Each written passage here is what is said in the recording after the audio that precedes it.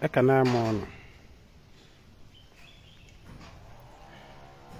asem nkonya shirinya zero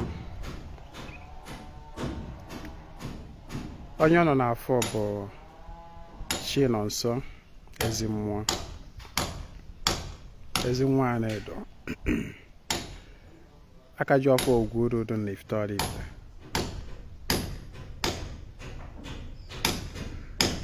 For the sake of my new followers, can you make this video?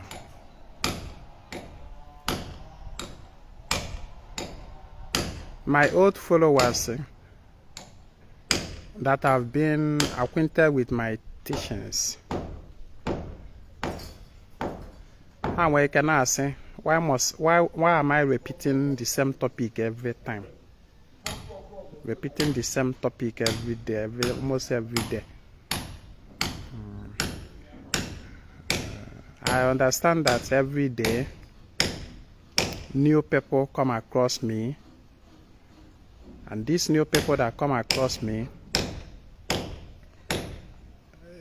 they may not know that certain things that bothers them have actually been clarified by me in the past before they encountered me. And unfortunately, most people are not ready or willing to research. You know, Africans hear about research na fear, and so we want everything on you know, to be just made easy, brought to us, so that you don't get to bother yourself. You know, to my old followers, this topic I'm treating, I wrote here maybe more like or the same thing called because in I don't teach many things, and this particular issue about she no new, I don't the category articles, not less than 200 different articles on this one topic, and then because the videos, yeah man, every day people storm Ezingman to impulse. Ezingman, how do I know my she? How do I appease my indemnity? How do I this and that? All these things I don't answer them finish. But then, being that, for the sake of the new followers, I just want to throw some light as well. You see, I understand that you that is embracing, will I say embracing, because some people are not actually willing, they are not actually there to embrace. They just want to get their problem solved and then they go their way. You know what some people just want is, you know, being that number they're financial board, you know, uzego na meshi ego ada abia mobo no why relationship scatter marriage nke one, you know, those kind of relationship challenges na wakari nwanyi isi maka nke weziokwu na nwanyi ọ na toputela agbowo chọrọ ịba be nwoke, chọrọ ịnụ di, nwoke ọbụla chọkwa na ịkpata ego, so abịazie otu anụ all these areas ụzọ mmụọ si ada apịa mmadụ ụtarị apịala na ya all language a ga-asụ gị ghọta ya ozugbo ebido gbagharịba. I understand that most of your challenges about those areas, and so enough thought now, like let me just go get solution, get this problem solved, and then just continue my life. You know, that is just what some people want. But how's that one?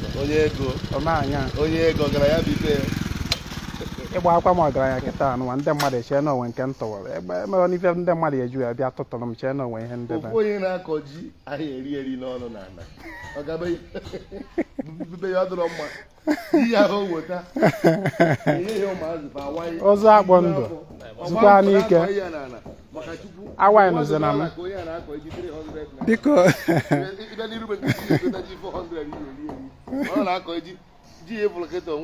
less than 500 go ya back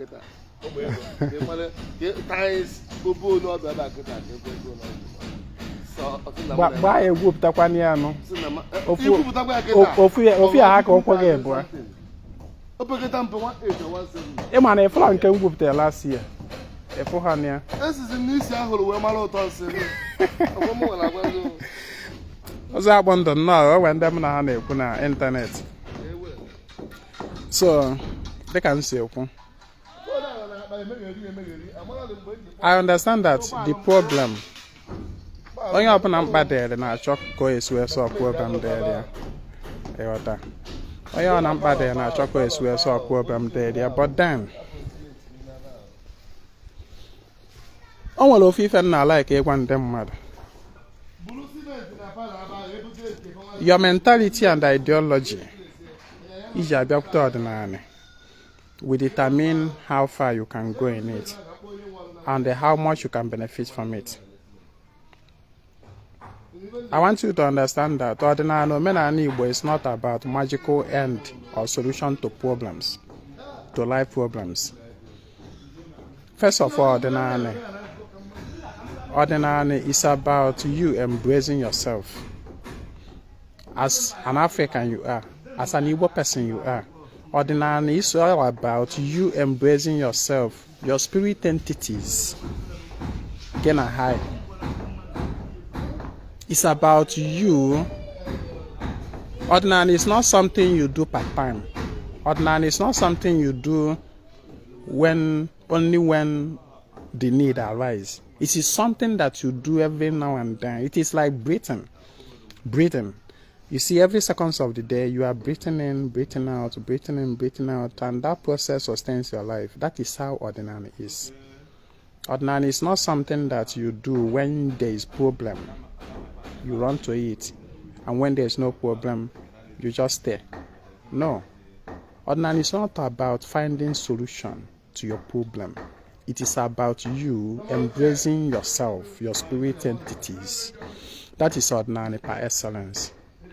But when you approach ordinary with that mentality of let me just get my problem solved, and then go my way, money is not forthcoming, let me just clear my path so that money will start coming. When you begin to approach ordinary in such mentality, you may not last long in it. That ordinary is a continuous process.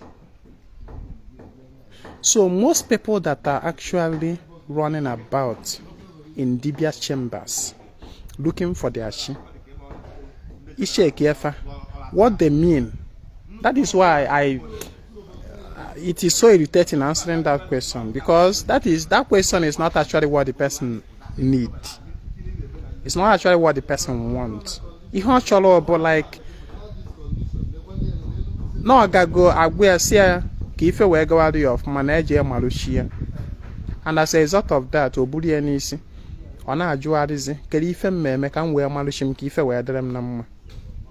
In other words, on our foot no Yamalana, she was a gay chipu or no di or men car, men cause Iwata. Onya in here, that is the 99.9% mentality of people. About that question. So it's not really about like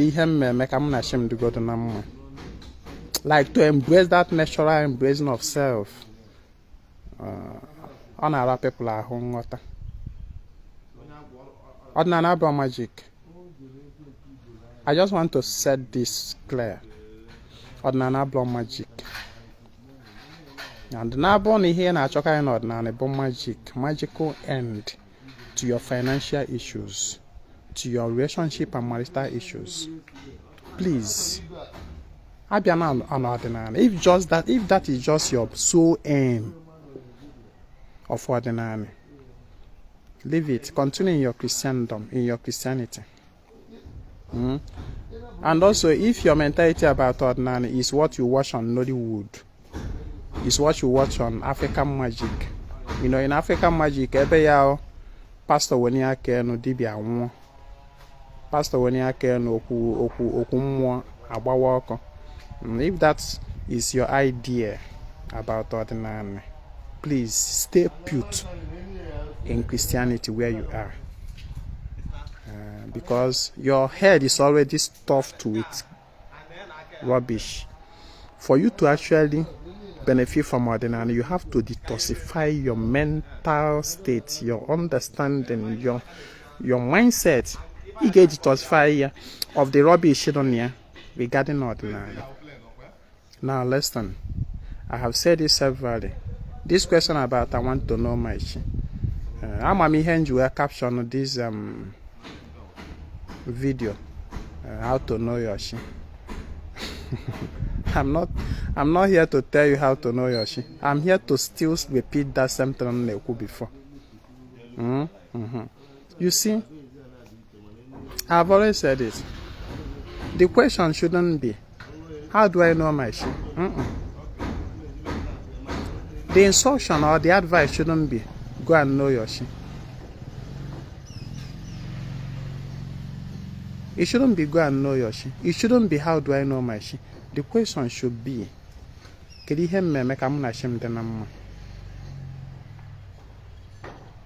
and the advice should be, ga me kagina shige nama. Oblo ga malu shige. And my fellow DBS, you should mind what you tell people, especially the newborn babies in ordinary, no, when they're newborn, when they're now what I mind what you tell them, because whatever you speak to them is registered. They carry it. If you give them rubbish as an information, that rubbish is in their head. It's just like a omeji. The direction is where you shouldn't tell people go and know your chi. Stop that rubbish. Stop that instruction. Stop that advice. The instruction should be that should be the instruction. That should be the advice. As when you're in your mother, make agana shigede nama. Makaranke bezu okubona. Ese mmadu ga malu shia na odo ka ese mmadu ga malu chukwu okike. Ma ọ bụ ese mmadu ga malu ife na-eme anyanwụ ji enye ife. Ya je malia. Which other analogy should I use? There are certain things you don't just know. And you shouldn't bother yourself about knowing. For example, for instance, Mmiri, the supreme being, keri ihe niile. Igbo ji wee sị na Chukwu keri ife. Mmiri Chukwu keri ife niile. Mmiri that primordial energy form. Ife niile si n'ime wee pụta. Nke anyị na-akpọ Chukwu. Ụfọdụ ndị na-akpọ ya God. Ụfọdụ ndị na-akpọ ya the creator. Ụfọdụ ndị na-akpọ ya the whatever ha na-akpọ ya.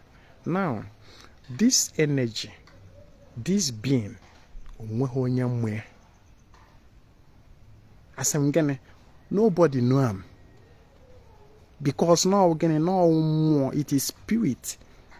It is something that you cannot see. But yet, ihe niile bụ n'ime ka o si pụta. Ma ndị a na-afụ ya ma ndị a na-afụ anya. Onye mere na if you ask Ezinwa to show you Chukwu, ese m gosi Chukwu kịta, egosi nga ana, ifulana, egosi nga asị nga na onye Chukwu. Ese m gosi Chukwu, atụọ m anyanwụ aka, asị nga na anyanwụ na onye Chukwu. Ese m gosi Chukwu, akpọrọ m guje na ocean of water, asị nga na-ekwa Chukwu. Ocean of water, asị nga na-ekwa Chukwu. Ese m gosi Chukwu, atụọ m isi aka, asị nga na-ekwa Chukwu. isi m gosi Chukwu asị atụọ m onwe m aka asị gị na-ekwa dị Chukwu here. Isi m gosi Chukwu atụọ m the skies, the vast space nọ n'elu aka atụọ m ya aka asị gị na-ekwa Chukwu. What does this tell you? What does this tell you?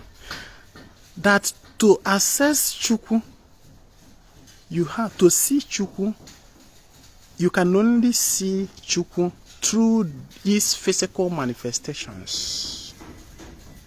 Through his physical manifestations. Maka na ihe niile a bụ n'ime ya Chukwu ka ha si pụta. Mana isikwa na ka enye aka ịfụ dị Chukwu na onwe ya. Asa uje Maria. Although not possible. I want you guys to understand something. The question or the advice shouldn't be Jee Malu Chigi. It shouldn't be Jee Malu Chigi. Emanabia Emerushi, Emeronyowa. Although some people have argued that na both Chi and Onyowa na hancha bụ the same. No wolf, no here Chi and no. But however, it's just like this instance in Yorogena. Na Chukwu obo osisi a. Not here. Na Chukwu obo aja ane. For there. Na Chukwu anyanwụ nọ n'elu. Na Chukwu kpakpando, na Chukwu ọnwa. Na Chukwu bụ mmiri, na Chukwu bụ ikuku. Na Chukwu bụ ife niile anyị na-afụ anya. But that does not mean no bụ njekwuzi isi akịta anụwa. Akpọwa m ya Chukwu. A reference wazie me as Chukwu. It does not mean that. It does not mean I'm biazie na aja ame. Asema aja no nya bụ Chukwu. You cannot hold that one thing among all creation and say that this is Chukwu. But if you insist that I should show you Chukwu, I will point at them. Otu akwas God na chi mmadu. Obo na na-ekwu okwu chi. Chi is invisible force, invisible energy. Isi m kita anu wezi mma. Emashigi. Mmasị na mmashigi na mmashim. Isi m kerushim atụọ m onwe m aka asị nge na ọmụmụ bụ shim. Na ọmụmụ bụ shim. Because no ebe efọlọ m kita anụwa abom the physical manifestation of onye bụ shim. Otu anụwa aja anyị si bụ physical manifestation of Chukwu. Anyanwụ bụrụ Chukwu, physical manifestation of Chukwu. Mmiri, physical manifestation of Chukwu. Ikuku, even ikuku ada afụkwu ya anya, but at least ọ ngala ọ na-eme ayasị n'ọkwa physical manifestation of Chukwu. Everything in the world, in the environment, the empty space above, the stars, the moon, all this thing but the physical manifestation of Chukwu. So when you ask me, Ezinwa, where is your Chukwu? Where is your Chi? I will point at myself. Me, the physical me that I am pointing at is the onye. I am the onye, that is the earth person, the physical being. Onye na for now, this face you are seeing, this body you are seeing is the onye. But the Chi, which is the living force, the living force in the entire creation, the living force that empowers the entire creation, is that Chukwu. The living force that empowers the entire creation, that is invisible to the eye. Energy ka akpọrọ, it is ike energy. Chi ukwu, chi ukwu.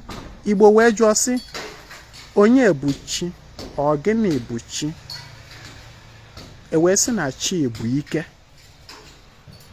Then onye bụ chi ukwu? Chi ukwu. E wee sịzie na Chukwu bụ ike dị ukwuu, ike dị ukwuu, ebe ọ bụ na chi bụ ike. Then na chi bụzi Chukwu bụzi ike, that is chi ike ukwuu, ike dị ukwuu. ike ahụ kachazịnụ n'ọnya bụ that chi ukwu.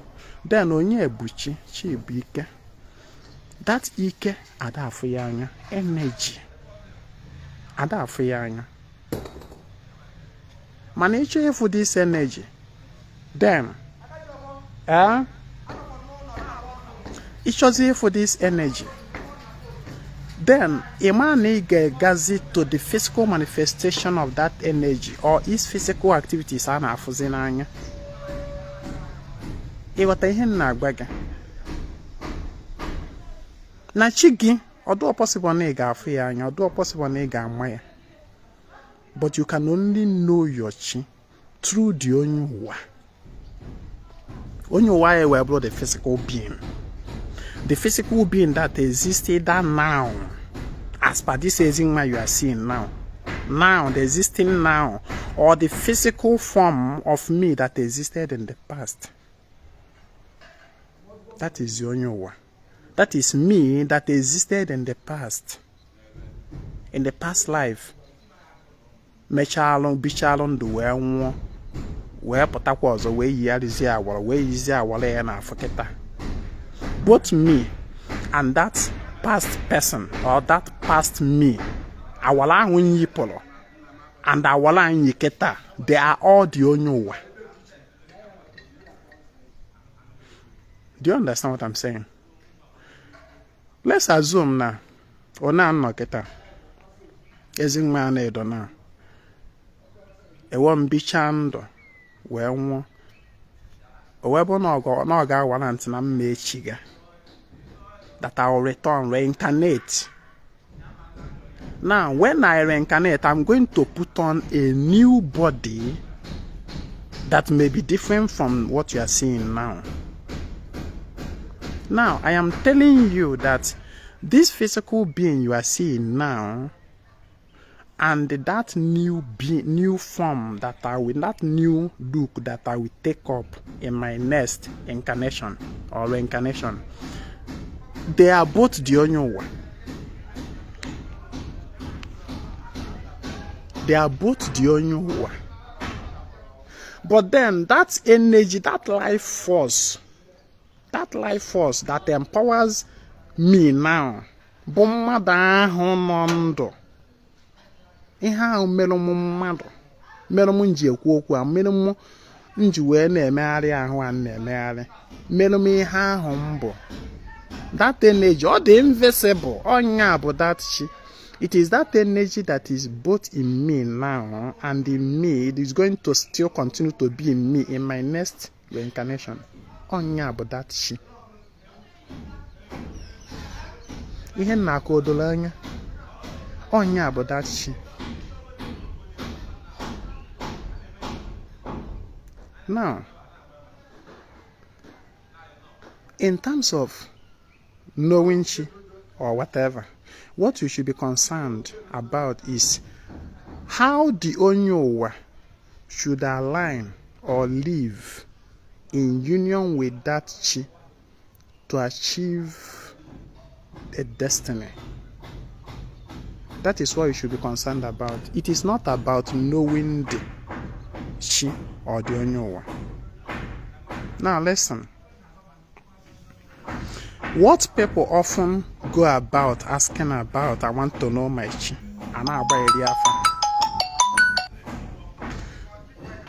What people go about looking for in the name of I want to know my chi is actually that former existence. That is that Ezingma that existed in the past, that died and then took up another cloth and now came back in this form for now. Now, when you're not as now, I want to know my chi, I want to know my Onyowa, but that past person, that you in the past that existed previously, that now return, onya ka na achọgharị. Onya ihe a na-achọgharị wee na-agbagharị. Now, ndị mmadụ ewee na-eche, ndị mmadụ ndị mmadụ ewe na-eche that not until na fa amalụ that onye ụwa gara aga that they cannot relate with that invisible energy akpọrọ chi. Ebe anụ aka nna agba gị na-ede wrong. You are wrong. Because malụ na onye ụwa na-ekwu okwu ya is not only that past being. It's not only you. It's not only that you in the past. It is also you in the present. Onye bụ that onye ụwa. Onye mere na me in this my lifetime, I will be referring to my former existence as my onye ụwa. As my onye ụwa.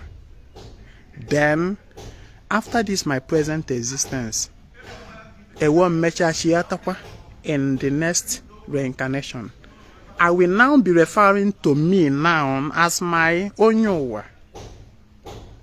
In other words, me in now, this person in now, this physical form in now, is actually onye ụwa. I am onye ụwa of me.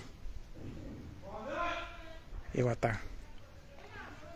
Now, when I say nwanne, ọ bụrụ na ọ na-ara gị ahụ, ọ bụrụ na ọ na-ara gị ahụ to discover your onye ụwa that has passed. Ọ bụrụ na ọ na-ara gị ahụ to discover your onye ụwa gara aga, your previous. Why don't you focus on your this present onye ụwa, this physical, this present onye ụwa doro gị anya? Why don't you focus on it? You focus on it because na ebukwazi that onye ụwa. Focus on it.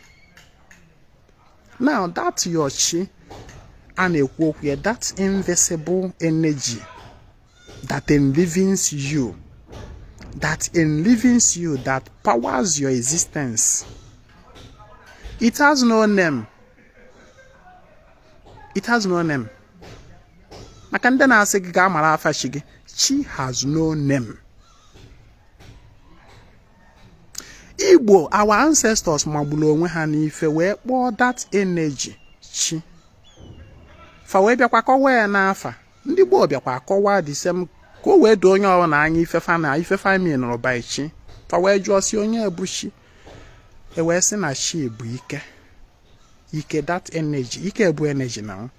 That energy that powers the person's existence. No nya about that chi.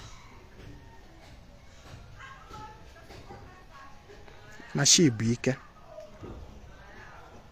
Now that chi aha akpọrọ ya bụlafa. It's just a description. It's just like otu anụ wee sị okay chukwu chi ukwu. No, ike nke kachazinu, yeah, to refer to that, the collection of all the chi. Ike ahụ kachazinu, that is the summation of all chi. Akpọya chukwu. But that chukwu is not even a name. Onweghị onye ma afa that being agbọrọ chukwu. Nobody know the name. But does that stop anybody from relating with chukwu? No. Name afa chukwu does it prevent you from relating with that chukwu? Answer me. Does it?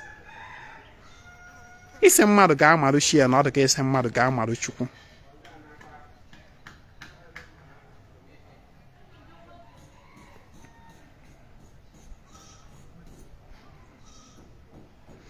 So knowing the name of your chi is impossible.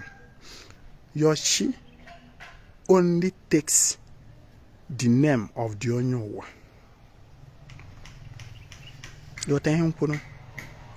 Onye mere na ọ bụrụ na mụnwa bụ nwata bụ ezi nwa na-edo onwe ha nke doro m anya i wee bịakwute m na-asị m gosi Chukwu. What I will simply do is that I will point at Ajan. I say nekwa Chukwu. I will point at An. So nekwa Chukwu. I will point at the Anyan. I will tell you nekwa Chukwu nenu. I will point at Onwa. I will point at the stars. I will take you to the vast body of ocean. I will tell you nekwa Chukwu. Ebe na asị mụnwa bụ nwata gosi Chukwu. Because o nwere ihe ọzọ ma point at as Chukwu na abụrụ ihe ndị a. Otu akwasị ka ọ dị na ọ bụrụ na ese m gosi gị chi m, I will point you to myself. I say, this is my chi. Onye mere Igbo ji wee kwuo sị na okeru onye oluchie. Okeru onye oluchie. Because your chi ga-eri oke site n'aka dị onye ụwa. Igbo wee kwukwa sị nọ na wakpo onye afa ya chi ya aza. Nọ na bụ akpọ onye afa chi ya aza. Afa a na-akpọ afa dị onye ụwa. Mana akpọ ya chi onye ahụ, the energy that empowers that particular person's existence we answer. Onye ihe Igbo kwuru. Nwanne, therefore, why are you confused? Why iji agbagharị achọgharị chi gị? Why iji agbagharị achọgharị afa chi gị? When you know your own name. Why?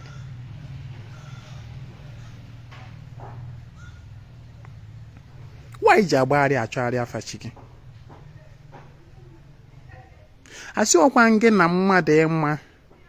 Listen to my stand here.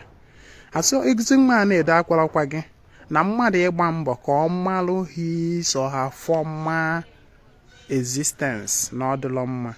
Ọ dịkwa mma if you can. If you can. Because ihe o ji wee dị mma bụ ọ ga-enyere gị aka. I wee malụ otu isi wee bi in the past n'oge gara aga. I wee kwe malụ otu ị ga-esi wee bi nke kịta. Because life is a continuation. O wee kwe gị malụ otu ị ga-esi wee bi now. Ọ bụrụ na o nwere ihe i mere in the past na-adịlọ n'anya, o kwe gị malụ otu ị ga-esi wee correct here now in this present. Maka na ọ bụ n'iru ka oke enwe na-ama. N'iru ka oke enwe na-ama. O kwe gị malụ otu ị ga-esi wee correct your present. Minus this. If we hang back minus this, I see no other reason or usefulness of tracing that past. I see no other usefulness for it.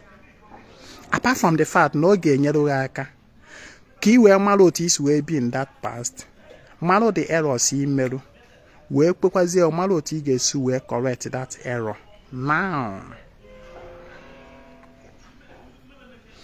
But unfortunately, ndị dibịa si na ha na-agba afa agụ kịta.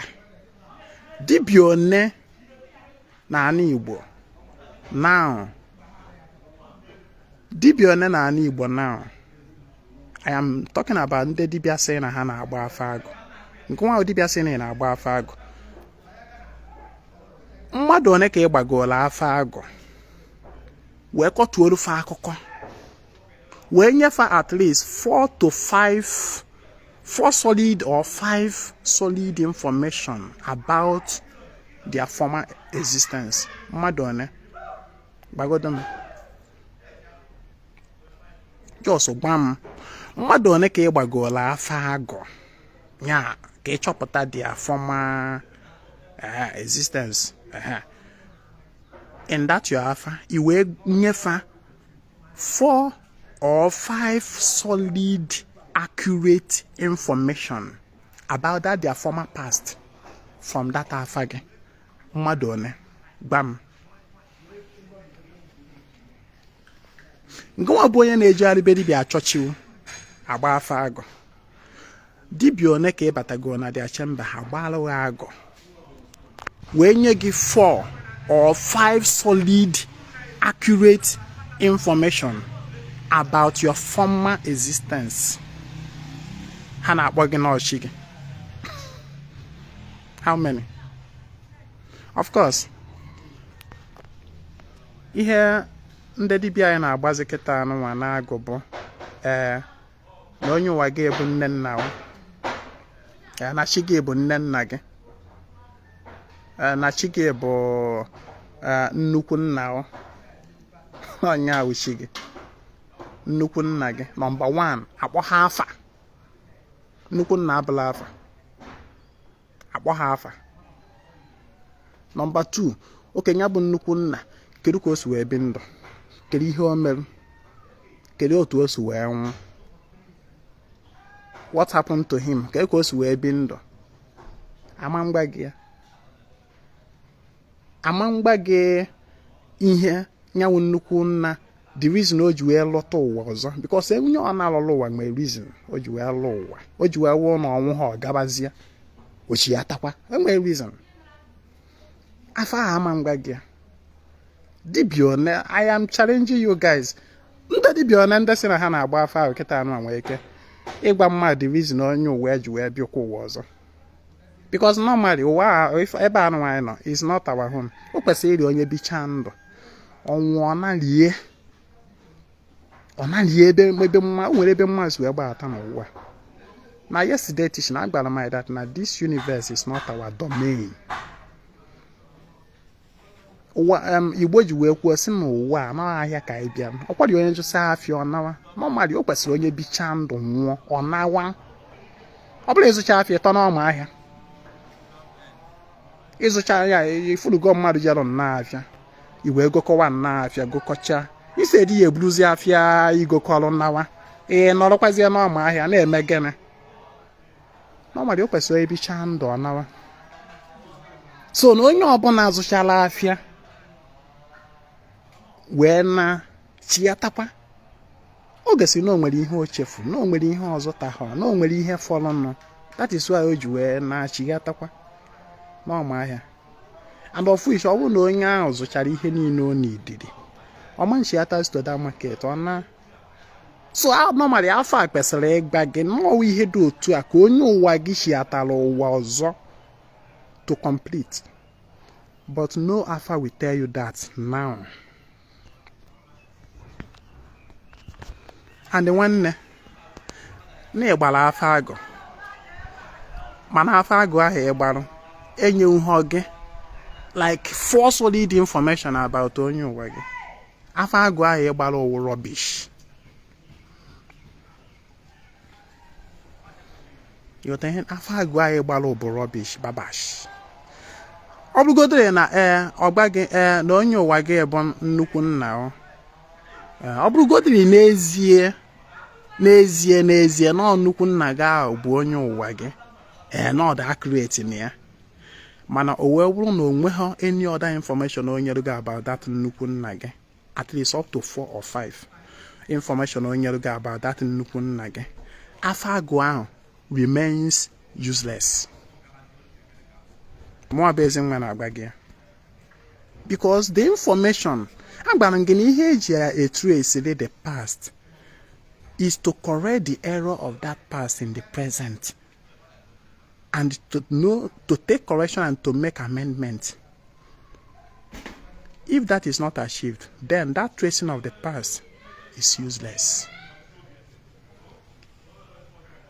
Very useless. Ihe na-agba gị abụrụkwa ezi nwa na ọ na-agba afọ agụ kịta ama mma mmemechakwa so na ndị dibịa agba afọ agụ maka otu m si afụta ife si adị onye ọrụ na-agba afọ agụ kịta anụ ahụ bịakwute ezi nwa achọrọ m ịgba afọ agụ you are coming to the wrong dibịa adị m agba mana ọnụ ndị kpetere na ọnụ na-agba ka ihe ọnụ na-agbata na-agba ndị mmadụ confusion n'isi. And another thing bụ na most afọ agụ ọnụ na-agba ada agwa ọnụ nke bụ the right information. In most mmadụ 100 gbaa afọ agụ mmadụ 100 gbaa afọ agụ mmadụ 95 end up getting more confused. At least mmadụ 95 end up getting more confused. In most cases, among baggy the real person Lord go because the DB amaku among baggy the real person Lord go. All was no mete go do that or go no number one. Just mete agbamon revelation about Tony Wagi personally Ibu minimum of 4 or 5 information or even more about Nyawo Wagi. Yeah, man, go on away again. na-agba dị afọ agụ. At least metegodo one correct. Ogo no bụ the identification. Ka metegodo identification in the sense, okay, ogodo no bụ no nnukwu nna ọlọrọ go. Ogodo no nke metegodo ni ya accurate. Mana most people are there with that. They begin to fail from that. Mmadụ enweta how the identification accurate, ọ bụrụzie the name. Ọ bụrụzie ịkọrọ gị akụkọ. Normally o kwesịrị dibịa gbalụ afọ agụ, ọkọrọ ha akụkọ gbasara onye ụwa gị. Ọkọrọ ya akụkọ onye ụwa. Ma kịta ihe a na-agba n'afọ agụ, nọ nnukwu nna lọrọ gị ụwa, nọ nwanne nnukwu nna lọrọ gị ụwa, nọ nne nna from be nna gị lọrọ gị ụwa. Onye mere so many people ji were adị confused. Ụdịka confusion anụ wee mezie ndị mmadụ a na-agbagharị. A na-agba dibịa ọ na-afụkwala ifeso eke ijiji. Vuu ezi nwa gbaa afa I want to know my shit. Ndị mmadụ adị confused. Instead of people relaxing within themselves and tapping their inner consciousness and the powers, they are running outside of themselves looking for shit. And as a result of that, their life becomes scattered. Scattered rays of light can never be as powerful as focused one. In honor about the baby, actually, Ndedibia should learn to stop confusing people. Somebody be an beg it who a novice. When hana kodorianya, is a year maluchigi. A beke shall go Jamano dishi. Geruki shall go to me. It's just like asking someone to go and get you the sun. To go on away, you better go the sun. Well, I say, to go and get the sun. Ihe kwesịrị ime bụ kuziere the person ihe ndị o kwesịrị dị na-eme ka ya na chi wee dị na mma. It is not about go and know you, because that language enslaves people to dibias. That language, go and know your chi, it enslaves people to ndị dibia. Ihe o gosiri bụ because to know your chi asị any ya agagba afọ agụ. Or dibia. Meaning that now without dibia doing that afago, you can't go anywhere, and that is a complete lie.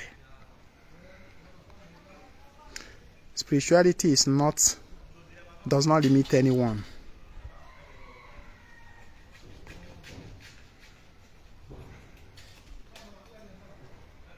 Spirituality does not limit anyone. He kwesịrị ime bụ kuzie the person. Nwanne ka ezi mmadụ kwuazie akwa ebo nsogbe. Ihe kwesịrị ịdị concern about ma ọ bụ ihe ga na-eme ka gị na chi gị dị na mma. Kedu ihe ndị ihe ahụ ị ga na-eme? Cheta na agbara gị na chi gị afa chi gị bụ afa gị. Na afa chi gị bụ gịnị afa gị? Whenever you are talking to chi gị, mention your name. Na mụnwa bụ chi nọ nso ezi nwa na-edo. Mụnwa bụ nwoke amụ n'orie. Na akpọkụ gị nwa bụ chi m n'ụbọchị tata sị oke bịa maa nzu. If Lotun were connect, did you hear me call Chim one Kelafia, Bowyama? Did you hear me call that? My name is the connecting code to all the spirit forces, including Chim. It was not our own affair, Chiaza. Charlie the Wafachu, Charlie the Betchiki. Any drumming ma fetch me, need drumming well, any drumming my former existence before my Marishimunzu now. Before my Godishimoji now. Before my Bodishimano now. I don't need to know that former existence.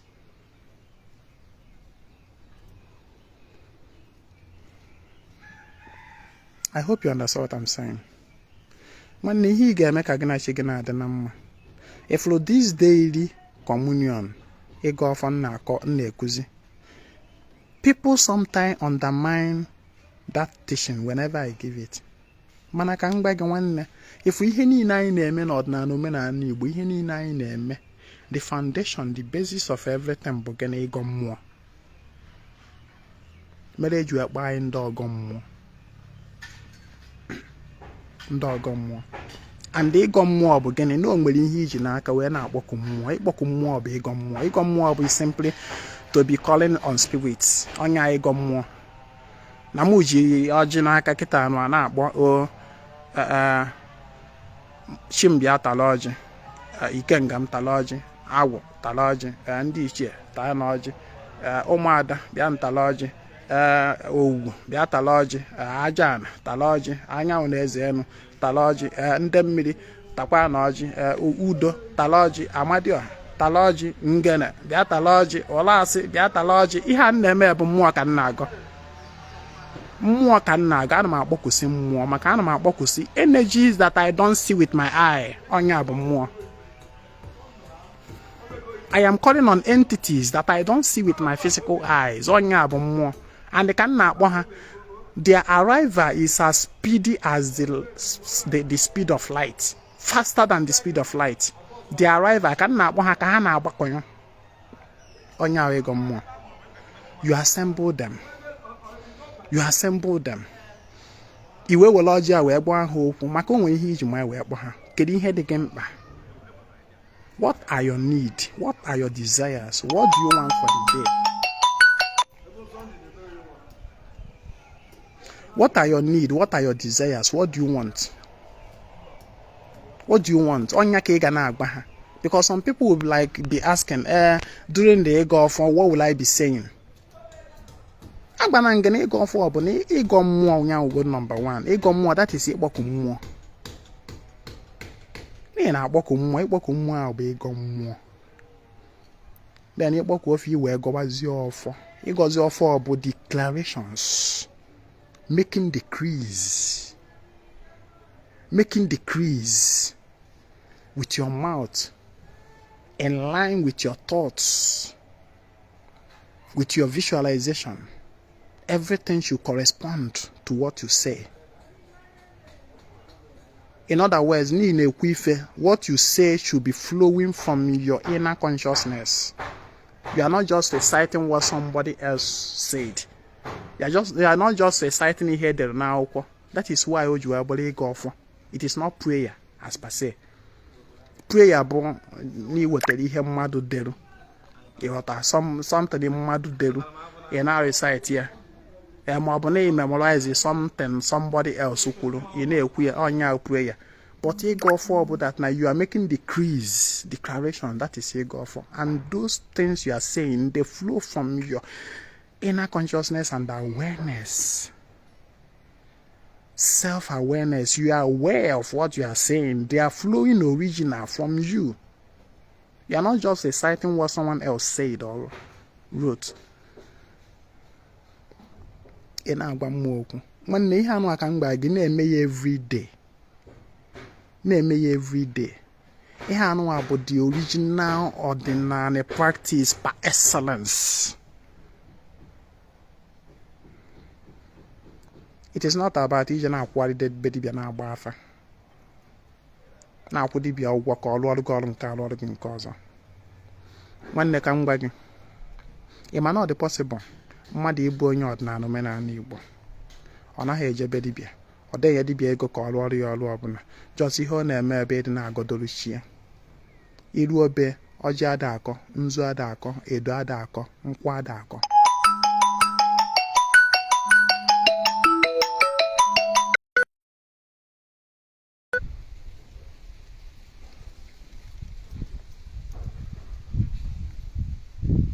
So no bụ ịga ọfa. Nye abụọ ọdịnala na omenala practice par excellence. No the possible mmadụ ewu onye ọdịnala without adaghị agba eribe dibịa. Because ordinary practice ọ bụla ebe dibịa ka a na-eme. Iri dị dibịa ka iwe gaa ọfọ. Do you understand what I'm saying? The basis of my teaching is to make you self-dependent in your spiritual practices. Don't see it that unless madibia ekwuru ma na dibia emeru, you can't do anything. Wipe off that mentality from your head.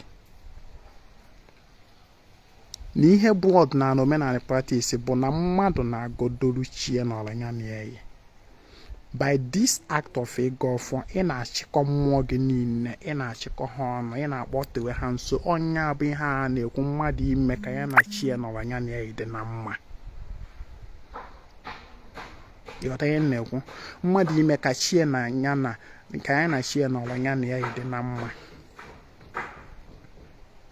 And that is what you do yourself. Ọ bụ ihe mmadụ ga-emere gị. Ọ bụ ihe mmadụ.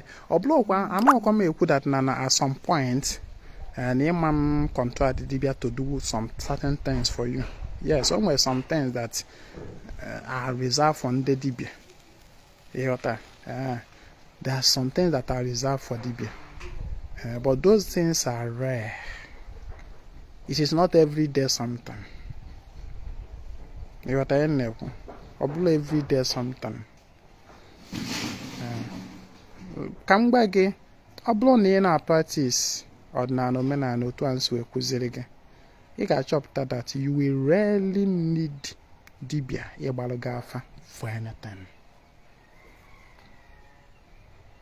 Makana one thing that is certain about somebody na godolu share kwa ụbọchị na agbakọwa share n'ọlanya na-eyi ọnụ. One thing I got chopped on the gable, your intuition can widen, they develop. Certain things, certain life challenges that present themselves to you, you will receive the answer in your inner consciousness. Those life challenges, you will naturally get the answer within yourself. As a result of this, reduce Makana one thing obona ka ị na-eme ife mmụọ na-akpọkowe mmụọ nso gị na mmụọ na-akpa nkata. Anya ime mmụọ gị ga na-widen. Akọna uche gị ga-adịwanye more clear. Akọna uche gị merụ gị mmadụ ga-adịwanye more clear, and also you become confident that now when certain life situations present themselves, you will tap the power of your consciousness. You will make decrees into that life situation to change, and they will obey and change without you going to any dibia. We help you to understand the powers you have as a human person, and omega the independent and the free. A man then without dibia, I can't do anything. It is well focused. Oblong every time dibia bafa na nife bafa na nife. Sometimes ihe na-ebuje ndị mmadụ be dibia ka eje bafa ka eje mee nke a bụ ordinary situation that they should stand their ground and decree, make declaration upon. Akọna uche ga-ebe ka ọ dị. Asọkwa m na ị nwere ike ije be dibia. Ị nwekwa ike ije be dibia gị na ya anọla na tụọ ilu. Mana most of you, ihe unu chọrọ blood tụọ alo, ihe unu chọrọ dibia mee magic, just na-eme ya na mkpụrụ anya mana ihe my problem gwa m ya. That is what most of you want. Ọ bụla ịtụ alo. Ihe unu chọrọ magic, Nollywood mentality. Nollywood mentality. Unu na-eji ihe unu na-watch na African magic wela abịapụta n'ọdịnala.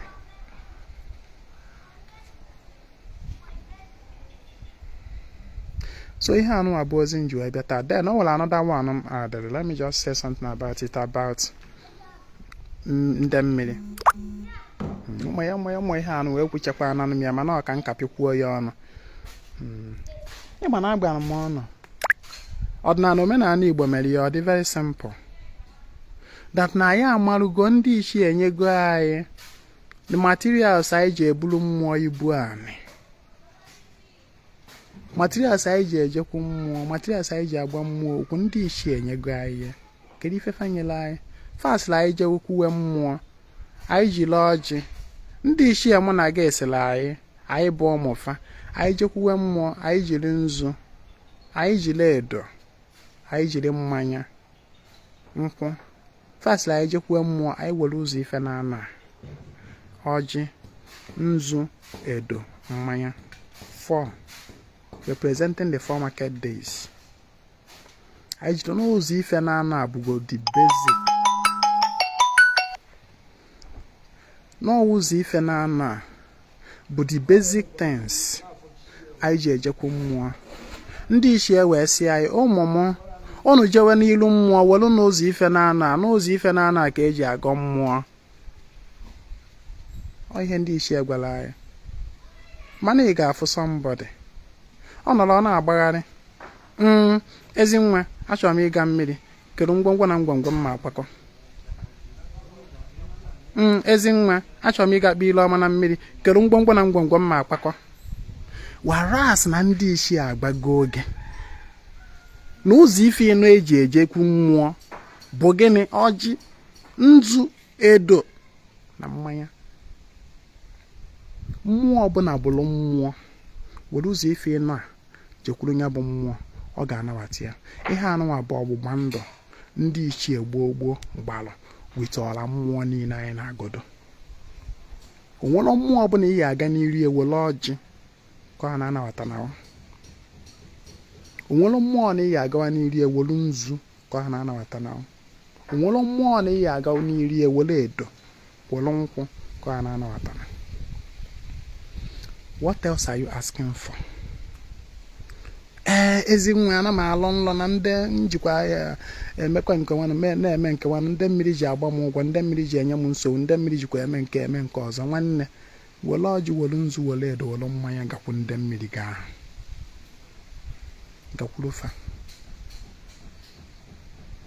gakwurufa ga-agba ha okwu ezi nwa na-edo akwasị na onye ya eje na mmiri nọ na mmiri chie ka ọ ya eje didi nọ na mmiri chie na mmiri owe ka ọ ya eje biko ezi nwa how do I know my mmiri chi ọ nakwa na that same question ezi nwa how do I know my chi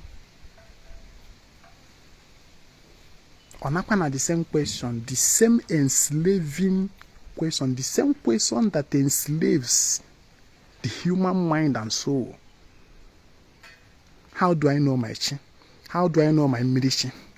Nwanne anything ọbụla ị na-eme na mmụọ o wee bụrụ something that you need to go to your fellow human being to ask how do I trash that thing maka no rubbish. How do I? Agbago ngesi gị na ihe niile a na-eme na mmụọ the connecting code between you and your spirit entities. Your spirit entities, I mean, those that are indigenous to you. The connecting code between Ngenwa and the money na how you wear biwa. Money na mbologe na root again. The connecting code between Ngenwa and the so-called Mmiri. The connecting code between you and the so-called Chi Echolema. The connecting code between you and Awoge. The connecting code between you and Ndi Shiege. The connecting code between you and Ajane Benage. The connecting code between you and the Mo Benage, Mo Ikunegi, Mo Nina na your roots. The connecting code between you and them is your name. Your name. That na mu abushi no nso. Wonso nji nzu edo. Oji mmanya wee gaa n'ihe ọbụla ọnụ mmụọ na ọnụ mmadụ kpọrọ mmiri n'ụwa. Gee m ntị n'ọnụ.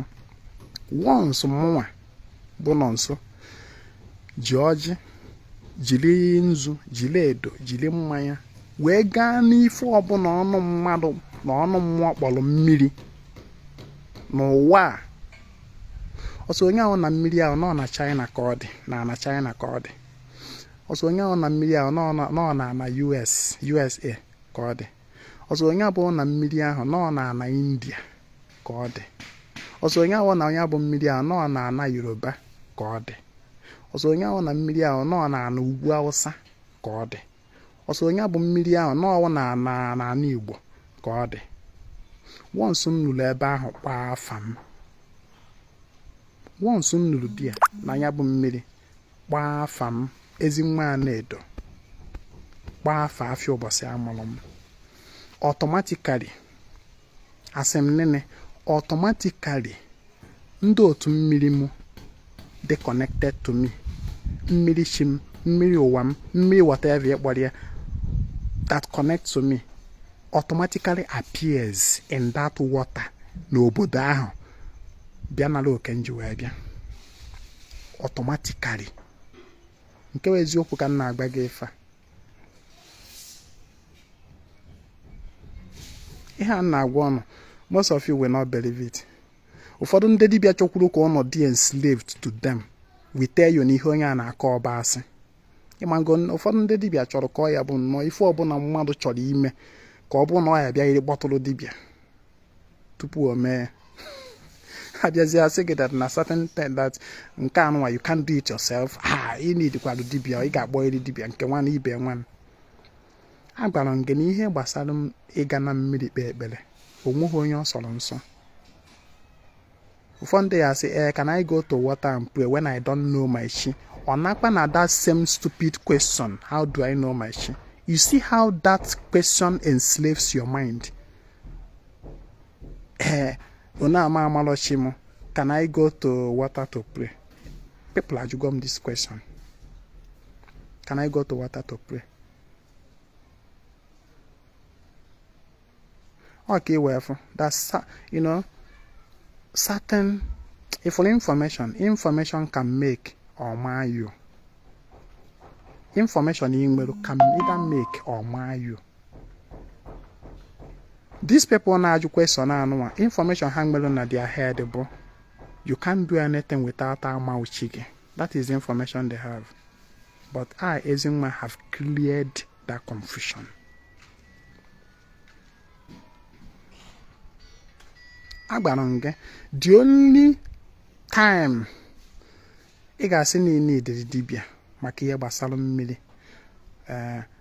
but in that situation where maybe for one reason or the other, Ndo to Mmiri are asking for special offering from you that involve, especially the offering that will involve blood.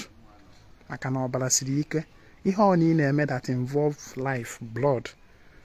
You should be careful, and that is when you need the service of dibia, so that you don't make a mistake. So we're buying Mmiri na a demand from you, but something that require na and then na perform more certain rites, rituals, using certain codes, special codes to address in the Mmiri. That is when you now need the dibia. And though in such situations, whereby you will need those 4 basic items, and the more. A man will have go on a special dealing with him more that require a specialist dibia. That is when you now need a dibia to accompany you or to go on your behalf to speak to them as dibia ordained dibia more na anonia. And that get that now in this case, you only need Dibia to take you on this kind of mission just once. Just once. That a Dibia should take you on this mission.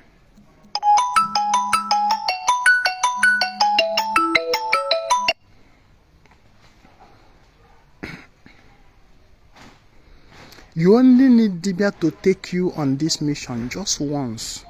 Just to fulfill that Dibia office or service between you and Mmiri. Just once. And Dibia omelane ha anụnwa. Dibia kpọrọ ana ga mmiri ma ọ ga-alụ gị mmiri gakwu okwu nyegasị ahụ dịzị oke na mmiri n'afa gị. Subsequently, you don't need any Dibia again to perform the same rite, the same ritual for you. Whether ma alụsịarị ya, ị gaa n'afa afọ ọnụ na-agba na confuse ọnụ. A na-agba ya no confusion n'isi agba rubbish. Ị gaa n'afa afa sị na ọlụ mmiri nke elụlụ na ọ gaghị aga na ndị mmiri anawataghị ya. Na ka ịkpakọkwa wetakwa ego ọzọ ka akpakọkwa the same ibu ka another Dibia for the second time gakwa mmekwa the same time onye nke ọzọ mmerụ. You shouldn't pay attention to such rubbish talk. Problem people na-enwewe na ha dị mentally and spiritually lazy. They don't want to do this, to do things themselves. Dibia nke mbụ ịkwụ na ya ụgwọ, ọ ga perform other duty for you. Ị ga ụgwọ onye nke bụ ọsị gị na onye na nke onye nke n'ime na ọ gaghị aga, onye gbalụ gị. Let me tell you, ọ bụrụ na ime ihe mmiri, Dibia gakwa alụ gị ibu mmiri. Iwe mechaa je gbaa afa sị na ọlụ mmiri ahụ Dibia hụrụ na ọ gaghị aga. Mụnwa bụ ezi nwa na-edo bụ Dibia na-agba gị pop and plain. Mgbacha ahụ je verify ya. Mụnwa na-agba gị that na that thing Dibia ahụ meru. As far as remember, Dibia ka m kwuru. Agbaghọ gị onye na-abụlọ Dibia mere onwe Dibia. As far as ọ bụ na ọ bụ Dibia bụ ọfọ. Ọ natarushi Dibia. No nyanwa galu melu gị nya bụ ife wee kpee udo n'etiti gị na ndị mmiri gị. As far as all no Dibia. And na ọlụ ahụ ọlụ gị na okwuchara ya wele ọfa agwụ ya tido na data ọlụ. Nwanne iwe mecha iwe gaa n'afa afa wee bido kọwa na alụ nke alụ na ọ gaghị aga. Nwanne, do not panic. Ka mgba gị ihe ị ga-eme. Just relax. Dibia abụ na afa gba gị ọdịka ife na ọlụ nke alụ na ọ gaghị aga. Malụ n'ezie na once that Dibia kpọgoro gị gaa na that ọlụ ahụ, the work or the duty, that service that of Dibia you need in your life between you and ndị otu mmiri gị have been fulfilled and accomplished. Cure ED. Whether ma afa asị na ọ gara aga ma ọ bụ na ọ gara aga. What you now need to do, whereby afa is saying na ọ gara aga, what you now need to do is you on your own. Gaa chọrọ ọjị, gaa chọrọ nzu, gaa chọrọ edo, gaa chọrọ mmanya. Aka dị gị mma, ị nwere ike were ofu ọkụkọ, ịbụrụ nwaanyị, iwere nnekwu, ịbụrụ nwoke, iwere oke ọkpa, itinye n'ihe na-anụ anwụkwuru, iwere ya gawa na mmiri. Iwere ya gawa na mmiri. Gaa gbazie ndị mmiri gị okwu with your mouth one on one. Go. Ya nụrụ ihe m kwuru. Go yourself. And all ka eji wee gasị ọkwa mmiri odi ya gị gbuwe metọsịwa mmiri wit ọbara ọkụkọ. Iru odi ya ekwucha ihe niile anyị ji wee gawori eme gịnị tụnyesịa na mmiri. Ịnawa. Don't pay any Dibia for that same work again. Maka ife na afa asị na nke mbụ nke lụrụ agara aga. Maka na ihe anụ a mere ọnụ. Most people akwụketa na Dibia ụgwọ alụkata ọrụ mmiri lụọ up to 5 times 7 times 10 times a na-arụ ọrụ mmiri. Remember, the relationship between you and them Mmiri does not end. It is a continuous something. Maka when then I say, what I just want is just to settle them. No. That is African magic mentality about ordinary. That is church mentality about ordinary. It is not like that. That is why I don't like that word settlement. You are not settling them. Boy. You are not settling them. Your relationship with them is a continuous something. Now, tupu, before you even pay Dibia to go and do the Olu Mmiri for you, you should on your own. You should have already started. Ihe a na-akpọ ikpe ile ọma mgbara ọnụ maka iji ọjị nzu edo na-aga na mmiri gakwuo okwu nye ha ịnawa. You should have been doing that before ị bịazie esi na ịkpakọta na ego wee nye dibịa ka ọ gazie elu ọrụ gị ọrụ mmiri. Ịga ọfọ anụ every day, you should have already been doing that because ndị mmiri a sokwazi na mmụọ ị ga na-akpọkọ ihe your daily ịga ọfọ. That is what is called aligning with the spirit forces. Alignment, spiritual alignment. Ihe ga na-emere onwe gị ọbụla dibịa ga-emere gị. Agbara nke dibịa services in your life in ọdịnala omenala Igbo is just like, let's say, 20%. Whereas 80% is what you should be doing for yourself. Amụma na-aghọtara ozi m ata. Ịma one thing na-ada ewe m iwe. Nke a m kwuchara ihe ata. Today. Somebody will still come in boss and still ask me, I want to know my shi. Before you will see somebody that will still come in boss and ask me the same question. I will screenshot it and send. That people don't want to listen. I have to stop here. I've spoken for length. I have to stop here. So I can add more. When you get this message, try to share it. Share it massively. Can they can abide the baby at church? Kahazukwa Nike. Kahamwetekwa n'ozi a ka ha zuo ike. Agwa m na ego ahụ na-emefu na-agbagharị na-feed wrong energy in the name of na-feed chicken. Imecha nsogbu dị na ndụ gị awụrụ times 100. Instead of getting better, you are getting worse. When they send me that money, come where you were all ji n'aka na be ma buru ibu. I need to arrange things for more. Ihe eji ego eme erike. Stop wasting money. Send the alum ego. Come where na-eme ka m wee na-ahazisiri mmụọ ife na ya na-agodokwuru wa ọfọ. Stop wasting money for nothing. Stop wasting money for nothing. Before I be on my inbox for anything, try to go through my page.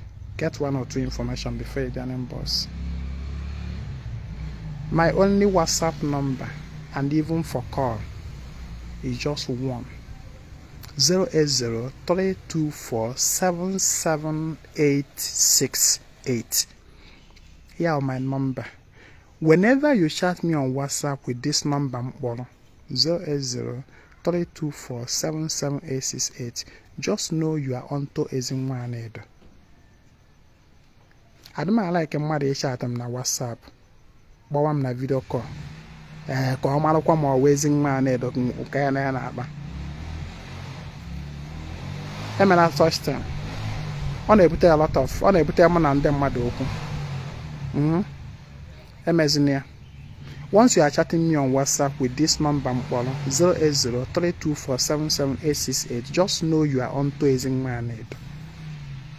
Just go straight to point. When he can again. When he is my way. You got a man, so can I keep on my video without informing me or seeking permission from me. I am when I'm on journal ịma ahụ m ndị last born na-enweta n'ọnụ ọjọọ wee maka n'ọnụ ka anyị ji azọrọ onwe anyị enwere ike ọkpụ aka ndị last born ọnụ ọjọọ n'ime anyị ka obi ebi enwere m ọnụ ọjọọ wee ndị m were ọnụ ọjọọ m gwa gị okwu obi ga-agbalị gị ịma like ya you go just hate me so in order for you to avoid such akpọna m na video call to verify me mana ọ dụ ka ezi nwa nọ na inbox na WhatsApp wụ fake then go your way.